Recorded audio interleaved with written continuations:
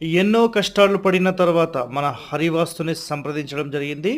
So, main door opposite door లేని పక్షంలో ఇక్కడ చూడండి ఒక మెయిన్ డోర్ ఇది ఉత్తరానికి సంబంధించిన డోర్ అనమాట. సో, అపోజిట్‌లో దక్షిణంలో అసలు డోర్ పెట్టడానికి ఖాళీ స్థలం లేదు. సో, వాళ్ళకి రికమెండ్ ఏం చేసాం ఇక్కడ చూడండి. మధ్యలో పూజ గది ఉంటే పూజ గదిలో కూడా ఒక 1 ½ ఇంటూ 1 ½ కట్టింగ్, మళ్ళీ దాని వెనకాల 1 ½ కట్టింగ్. ఇప్పుడు ఈ లెఫ్ట్ సైడ్‌దేమో పూజ గది. సో, ఇప్పుడు మళ్ళీ కిచెన్‌లోకి ఎంటర్ అయ్యాం. సో, కిచెన్‌లోకి ఎంటర్ అయితే ఇది మళ్ళీ ఇంకొక డోర్, ఇంకొక వాల్‌కి సంబంధించిన ఓపెనింగ్.